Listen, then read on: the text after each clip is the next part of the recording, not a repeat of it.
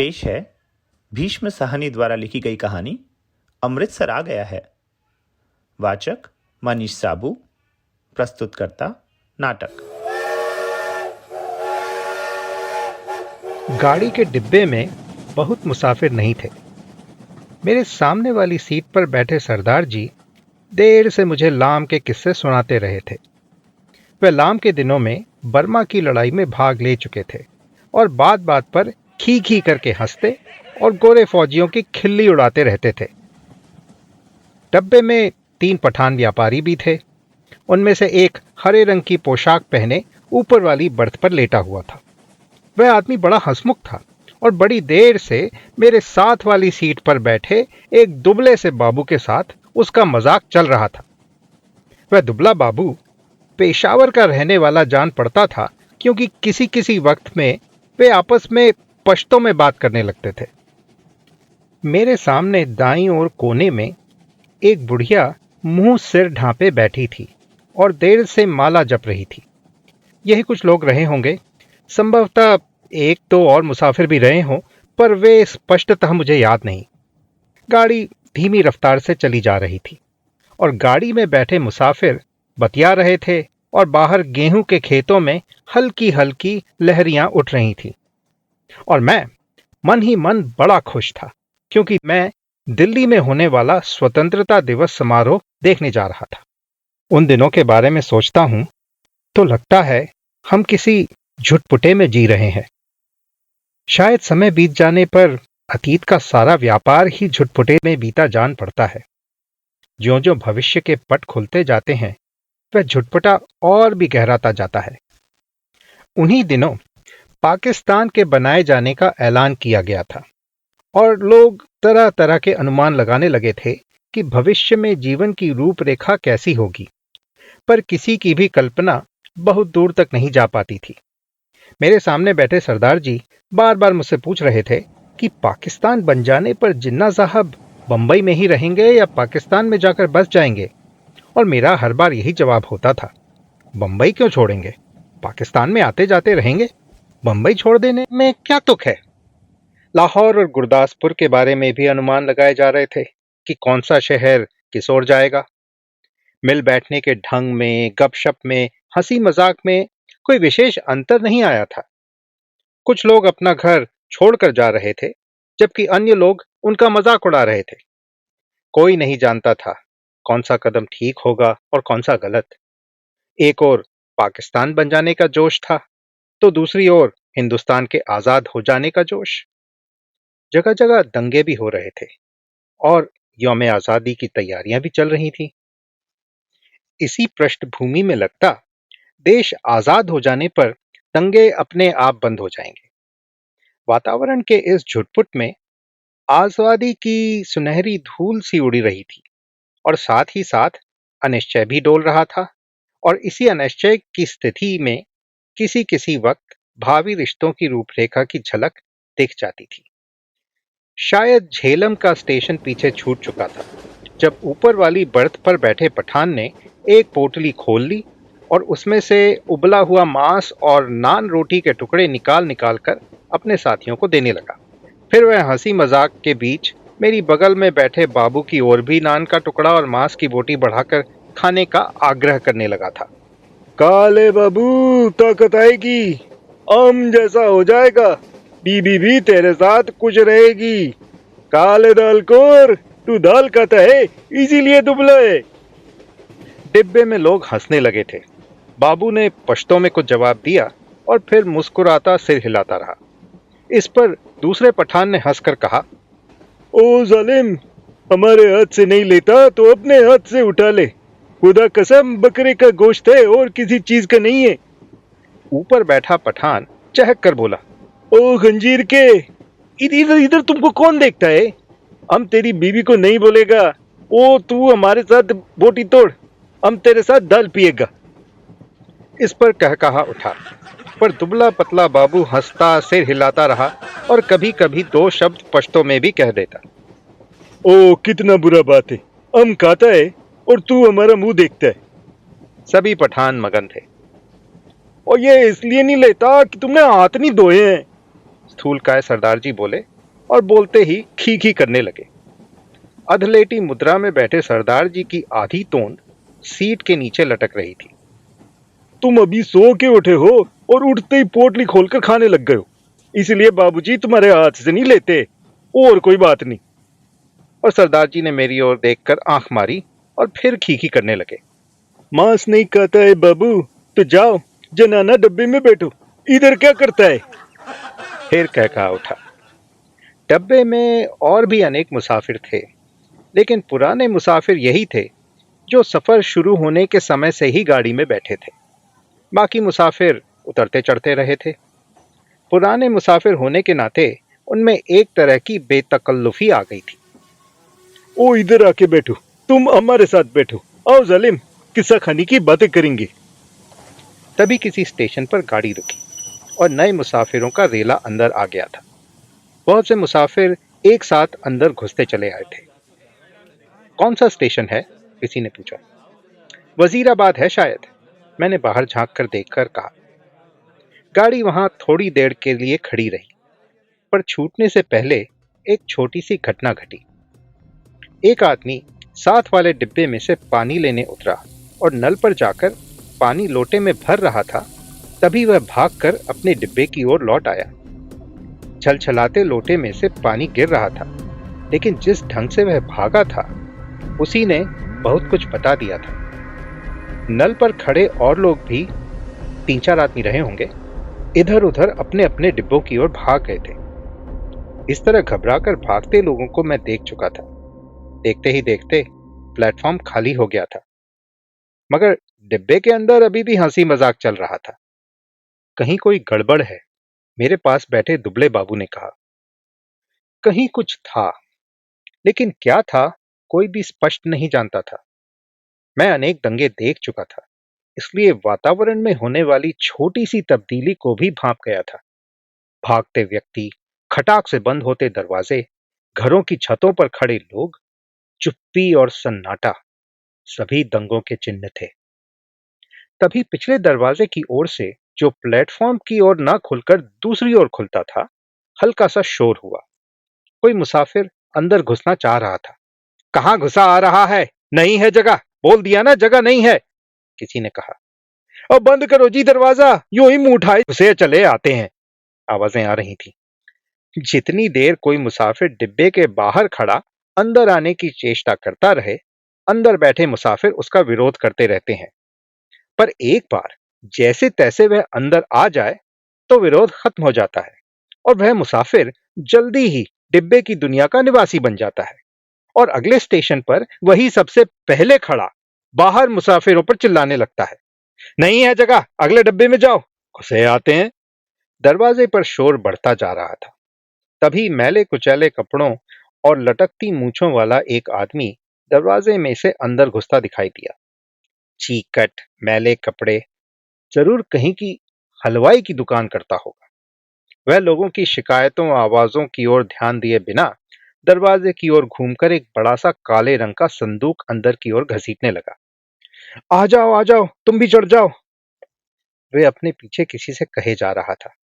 तभी दरवाजे में से एक पतली सूखी सी औरत नजर आई और उसके पीछे 16-17 बरस की सांवली सी एक लड़की अंदर आ गई। लोग अभी भी चिल्लाए जा रहे थे। सरदार जी को कूल्हों के बल उठकर बैठना पड़ा। ओ बंद करो जी दरवाजा, बिना पूछे चढ़े आते हैं, अपने बाप का घर समझ रखा है, मत घुसने दो जी, क्या करते हो, ओ धकेल दो पीछे। और लोग भी चिल्ला रहे थे। वह आदमी अपना सामान अंदर घसीटे जा रहा था और उसकी पत्नी और बेटी संडास के दरवाजे के साथ लगकर खड़े थे। और कोई डब्बा नहीं मिला, औरत जात को भी यहां उठा लाया है। वह आदमी पसीने से तर था और हांफता हुआ सामान अंदर घसीट रहा था। संदूक के बाद रस्सियों से बंधी खाट की पाटियां अंदर खींचने लगा। टिकट है जी मेरे पास, मैं बेटिकट नहीं हूं। इस पर डिब्बे में बैठे बहुत से लोग चुप हो गए, पर बर्थ पे बैठा पठान उचक कर बोला, और निकल जाओ इधर से, देखता नहीं है, इधर जगह नहीं है।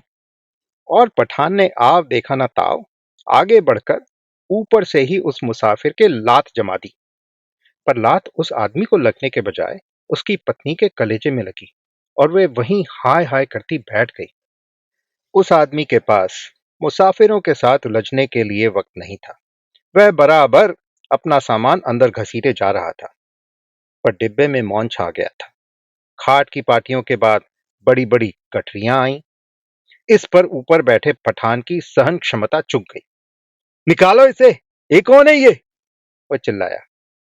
इस पर दूसरे पठान ने, जो नीचे की सीट पर बैठा था, उस आदमी का संदूक दरवाजे से नीचे धकेल दिया, जहां लाल वर्दी वाला एक कुली खड़ा सामान अंदर पहुंचा रहा था। उसकी पत्नी के चोट लगने पर कुछ मुसाफिर चुप हो गए थे। केवल कोने में बैठी बुढ़िया करलराए जा रही थी। ए नेक बख्तों, बैठने दो। आजा बेटी, तू मेरे पास आजा। जैसे तैसे सफर काट लेंगे। छोड़ो बेजालिमो, बैठने दो। अभी आधा सामान ही अंदर आ पाया होगा जब सहसा गाड़ी सरकने लगी। छूट गया, सामान छूट गया। वह आदमी बदहवास सा होकर चिल्लाया। पिताजी, सामान छूट गया। संडास के दरवाजे के पास खड़ी लड़की सिर से पांव तक कांप रही थी और चिल्लाई जा रही थी। उतरो, नीचे उतरो, नीचे उतरो। वह आदमी हड़बड़ाकर चिल्लाया और आगे बढ़कर खाट की पाटियां और गठरियां बाहर फेंकते हुए दरवाजे का डंडरहा पकड़कर नीचे उतर गया। उसके पीछे उसकी व्याकुल बेटी और फिर उसकी पत्नी कलेजे को दोनों हाथों से दबाए हाय हाय करती नीचे उतर गई। बहुत बुरा किया है तुम लोगों ने, बहुत बुरा किया है। बुढ़िया ऊंचा ऊंचा बोल रही थी। तुम्हारे दिल में दर्द मर गया है। छोटी सी बच्ची थी उसके साथ। बेरहमो, तुमने बहुत बुरा किया है। धक्के देकर उतार दिया है। गाड़ी सूने प्लेटफॉर्म को लांघती आगे बढ़ गई। डिब्बे में व्याकुल सी चुप्पी छा गई। बुढ़िया ने बोलना बंद कर दिया था। पठानों का विरोध कर पाने की हिम्मत नहीं हुई। तभी मेरे बगल में बैठे दुबले बाबू ने मेरे बाजू पर हाथ रखकर कहा, आग लगी है, देखो, आग लगी है। गाड़ी प्लेटफॉर्म छोड़कर आगे निकल आई थी और शहर पीछे छूट रहा था। तभी शहर की होड़ से उठते धुएं के बादल और उनमें लपलपाती आग के शोले नजर आने लगे। दंगा हुआ है। स्टेशन पर तभी लोग भाग रहे थे। कहीं दंगा हुआ है। शहर में आग लगी थी। बात डिब्बे भर के मुसाफिरों को पता चल गई और वे लपक लपक कर खिड़कियों में से आग का दृश्य देखने लगे। जब गाड़ी शहर छोड़कर आगे बढ़ गई तो डिब्बे में सन्नाटा छा गया। मैंने घूमकर डिब्बे के अंदर देखा। दुबले बाबू का चेहरा पीला पड़ गया था और माथे पर पसीने की परत किसी मुर्दे के माथे की तरह चमक रही थी। मुझे लगा जैसे अपनी अपनी जगह बैठे सभी मुसाफिरों ने अपने आसपास बैठे लोगों का जायजा ले लिया है। सरदार जी उठकर मेरी सीट पर आ बैठे। नीचे वाली सीट पर बैठा पठान उठा और अपने दो साथी पठानों के साथ ऊपर वाली बर्थ पर चढ़ गया। यही क्रिया शायद रेलगाड़ी के अन्य डिब्बों में भी चल रही थी। डिब्बे में तनाव आ गया। लोगों ने बतियाना बंद कर दिया। तीनों के तीनों पठान ऊपर वाली बर्थ पर एक साथ बैठे चुपचाप नीचे की ओर देखे जा रहे थे। सभी मुसाफिरों की आंखें पहले से ज्यादा खुली खुली, ज्यादा शंकित सी लगी। यही स्थिति संभवतः गाड़ी के सभी डिब्बों में व्याप्त हो रही थी। कौन सा स्टेशन था यह? डिब्बे में किसी ने पूछा। वजीराबाद, किसी ने उत्तर दिया। जवाब मिलने पर डिब्बे में एक और प्रतिक्रिया हुई। पठानों के मन का तनाव फौरन ढीला पड़ गया, जबकि हिंदू सिख मुसाफिरों की चुप्पी और ज्यादा गहरी हो गई। एक पठान ने अपनी वास्कट की जेब में से नस्वार की डिबिया निकाली और नाक में नस्वार चढ़ाने लगा। अन्य पठान भी अपनी अपनी डिबिया निकालकर नस्वार चढ़ाने लगे। बुढ़िया बार बार माला जपे जा रही थी। किसी किसी वक्त उसके बुदबुदाते होंठ नजर आते थे। लगता उनमें कोई खोखली सी आवाज निकल रही है। अगले स्टेशन पर जब गाड़ी रुकी तो वहां भी सन्नाटा था। कोई परिंदा तक नहीं फड़क रहा था। हाँ, एक भिश्ती पीठ पर पानी की मशकल लादे प्लेटफॉर्म लांघ कर आया और मुसाफिरों को पानी पिलाने लगा। लो पियो पानी, पानी पियो। औरतों के डब्बे में से औरतों और बच्चों के अनेक हाथ बाहर निकल आए थे। बहुत मारकाट हुई है, बहुत लोग मरे हैं। लगता था वह इस मारकाट में अकेला पुण्य कमाने चला आया है। गाड़ी सरकी तो सहसा खिड़कियों के पल्ले चढ़ाए जाने लगे। दूर दूर तक पहियों की गड़गड़ाहट के साथ खिड़कियों के पल्ले चढ़ाने की आवाजें आने लगी। किसी अज्ञात आशंकावश दुबला बाबू मेरी पास वाली सीट पर से उठा और 2 सीटों के बीच फर्श पर लेट गया। उसका चेहरा अभी भी मुर्दे जैसा पीला हो रहा था। इस पर बर्थ पर बैठा पठान उसकी ठिठोली करने लगा। ओ बेगैरत, ए तुम मर्द है की औरत है? सीट पर से उठ के नीचे लेटता है? तुम मर्द के नाम को बदनाम करता है? वह बोल रहा था और बार बार हंसे जा रहा था। फिर उससे पश्तो में कुछ कहने लगा। बाबू चुप बना लेटा रहा। अन्य सभी मुसाफिर भी चुप थे। डिब्बे का वातावरण बोझिल बना हुआ था। ऐसे आदमी को हम डब्बे में नहीं बैठने देगा। ओ बाबू, अगले स्टेशन पे उतर जाओ और जनाना डब्बे में बैठो। मगर बाबू की हाजिर जवाबी अपने कंठ में सूख चली थी। हकलाकर चुप हो गया। पर थोड़ी देर बाद वह अपने आप उठकर सीट पर जा बैठा और देर तक अपने कपड़ों की धूल झाड़ता रहा। वह क्यों उठकर फर्श पर लेट गया था? शायद उसे डर था कि बाहर से गाड़ी पर पथराव होगा या गोली चलेगी। शायद इसी कारण खिड़कियों के पल्ले चढ़ाए जा रहे थे। कुछ भी कहना कठिन था।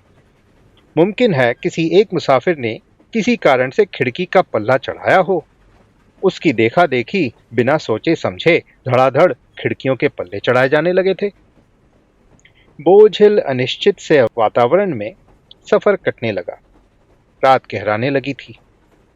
डिब्बे के मुसाफिर स्तब्ध और शंकित ज्यों के त्यों बैठे थे। कभी गाड़ी की रफ्तार सहसा टूटकर धीमी पड़ जाती तो लोग एक दूसरे की ओर देखने लगते। कभी रास्ते में ही रुक जाती तो डिब्बे के अंदर का सन्नाटा और भी गहरा हो जाता। केवल पठान निश्चिंत बैठे थे। हाँ, उन्होंने भी बतियाना छोड़ दिया था क्योंकि उनकी बातचीत में कोई भी शामिल होने वाला नहीं था। धीरे धीरे पठान ऊँघने लगे, जबकि अन्य मुसाफिर फटी फटी आंखों से शून्य में देखे जा रहे थे। बुढ़िया मुंह सिर लपेटे, टांगें सीट पर चढ़ाए सो गई थी। ऊपर वाली बर्थ पर एक पठान ने अध लेटे ही कुर्ते की जेब में से काले मनकों की तस्बीह निकाली और उसको हाथ में धीरे धीरे चलाने लगा। खिड़की के बाहर आकाश में चांद निकल आया और चांदनी में बाहर की दुनिया और भी अनिश्चित और भी अधिक रहस्यमयी हो उठी।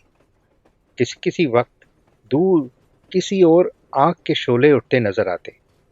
कोई नगर जल रहा था।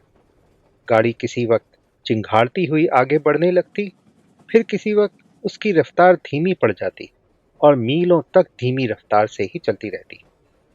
सहसा दुबला बाबू खिड़की से बाहर देखकर ऊंची आवाज में बोला, हरबंसपुरा निकल गया है। उसकी आवाज में उत्तेजना थी। वह जैसे चीख कर बोला था। डिब्बे के सभी लोग उसकी आवाज सुनकर चौंक गए। उसी वक्त डिब्बे के अधिकांश मुसाफिरों ने मानो उसकी आवाज सुनकर ही करवट बदली। ओ बाबू, चिल्लाता क्यों है? तस्बीह वाला पठान चौंक कर बोला, इधर उतरेगा तुम? जंजीर खींचूं? और खी खी करके हंस दिया। जाहिर है वह हरबंसपुरा की स्थिति अथवा उसके नाम से अनभिज्ञ था। बाबू ने कोई उत्तर नहीं दिया, केवल सिर हिला दिया और एक आध बार पठान की ओर देखकर फिर खिड़की से बाहर झांकने लगा। डिब्बे में फिर मौन छा गया। तभी इंजन ने सीटी दी और उसकी रफ्तार एक तरह से टूट गई। थोड़ी ही देर के बाद खटाक का सा शब्द भी हुआ। शायद गाड़ी ने लाइन बदल ली थी। बाबू ने झांककर उस दिशा में देखा जिस ओर गाड़ी बढ़ी जा रही थी। शहर आ गया है, वह फिर ऊंची आवाज में चिल्लाया। अमृतसर आ गया है, उसने फिर कहा और उछल कर खड़ा हो गया और ऊपर वाली बर्थ पर लेटे पठान को संबोधित करके चिल्लाया, ओबे पठान के बच्चे, नीचे उतर, तेरी माँ की, नीचे उतर, तेरी उस पठान बनाने वाले की तो मैं। बाबू चिल्लाने लगा और चीख चीख कर गालियां बकने लगा था। तस्बीह वाले पठान ने करवट बदली और बाबू की ओर देखकर बोला, ओ क्या है बाबू, तुम हमको कुछ बोला?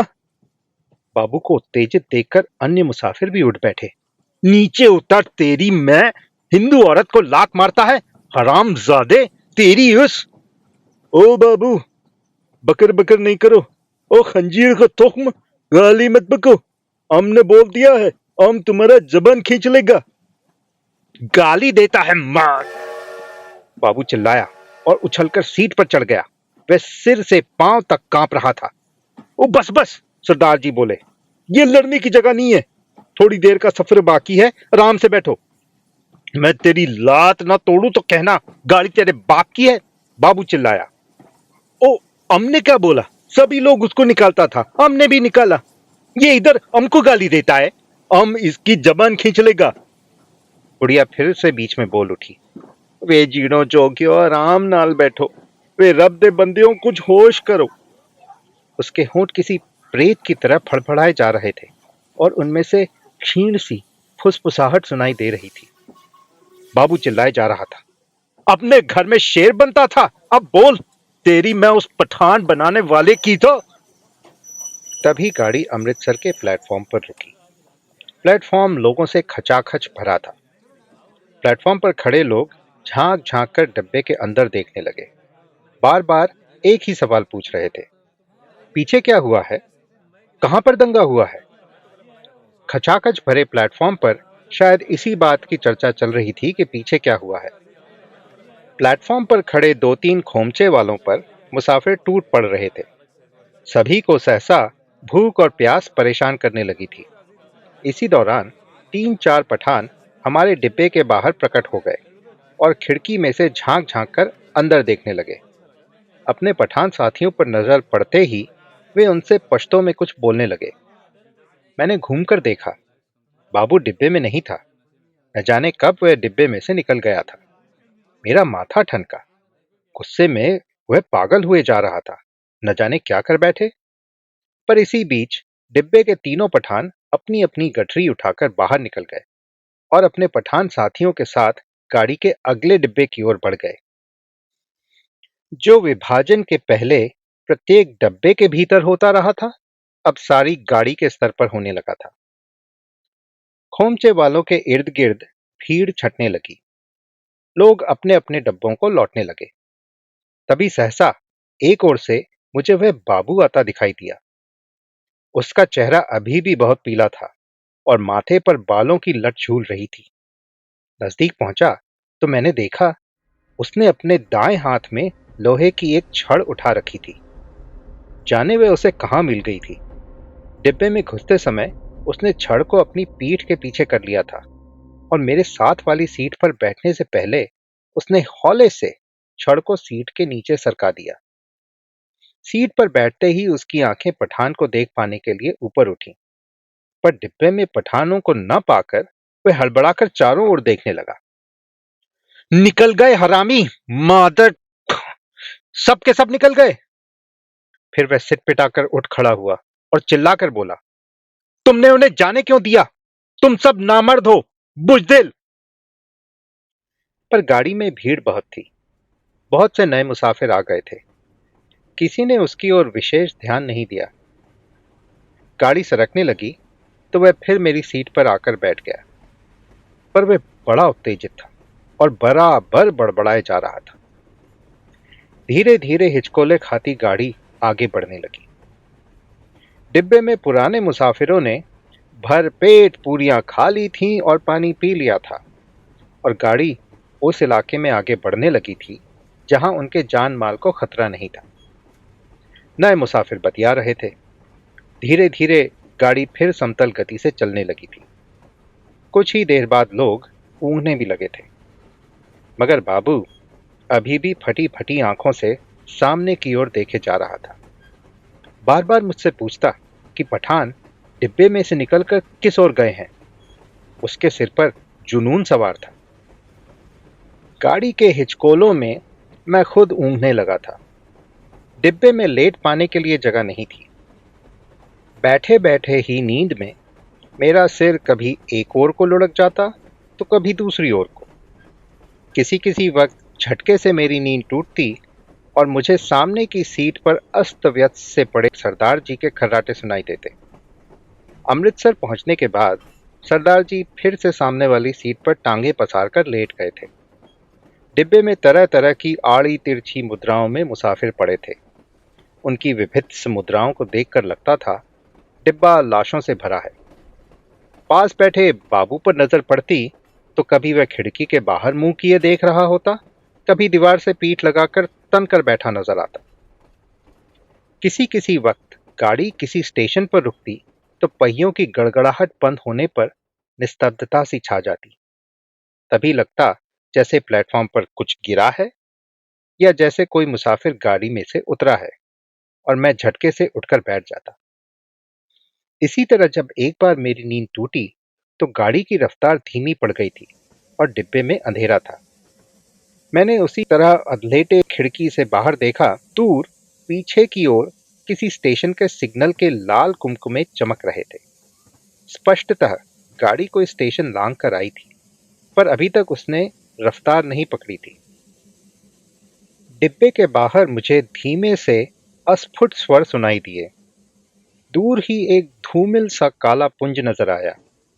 नींद की खुमारी में मेरी आंखें कुछ देर तक तो उस पर लगी रहीं, फिर मैंने उसे समझ पाने का विचार छोड़ दिया। डब्बे के अंदर अंधेरा था, बत्तियां बुझी हुई थीं, लेकिन बाहर लगता था पौ फटने वाली है।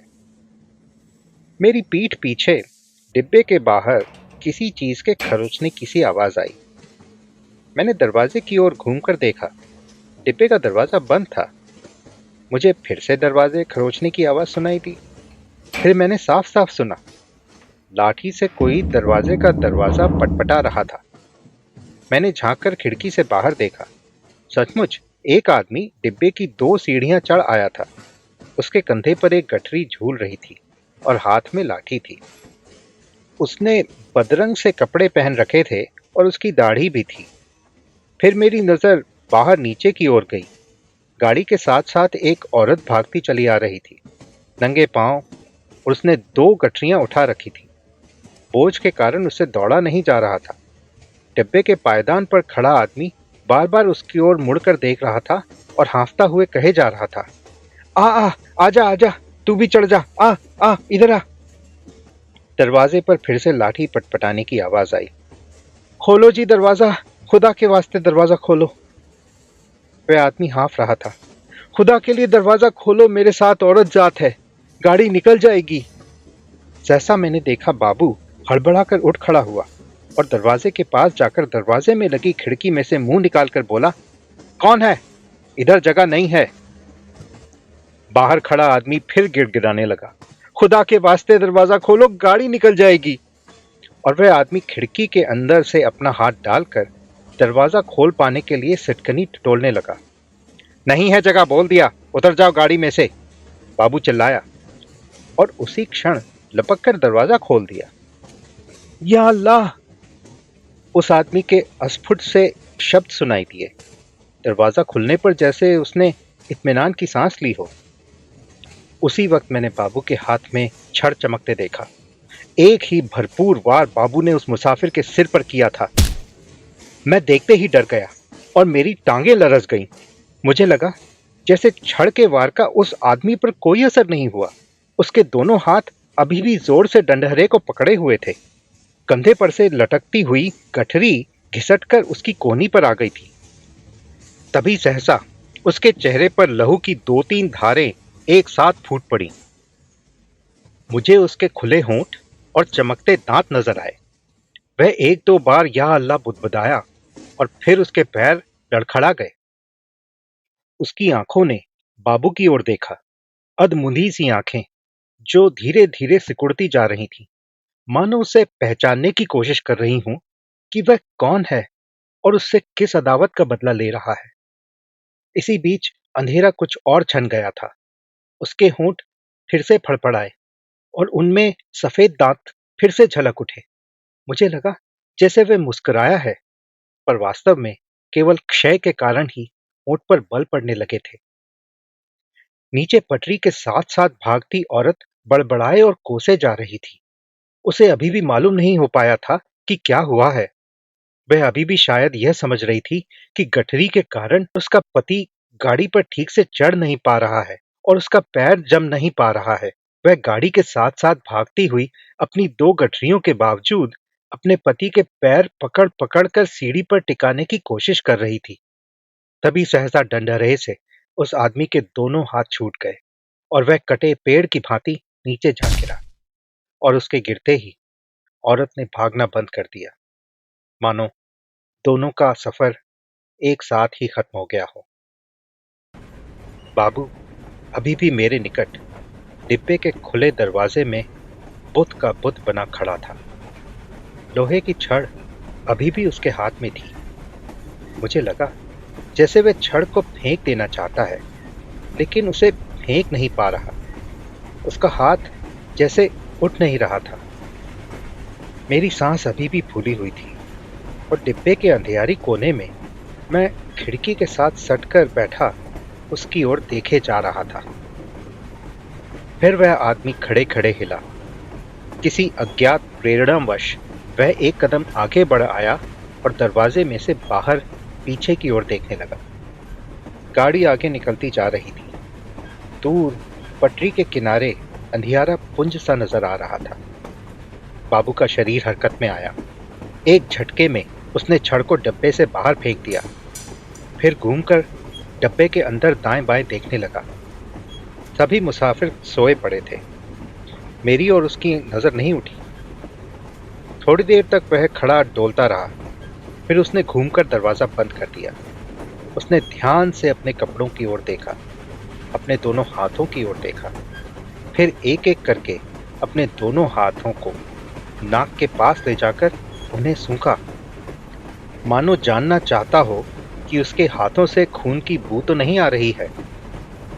फिर वह दबे पांव चलता हुआ आया और मेरी बगल वाली सीट पर बैठ गया।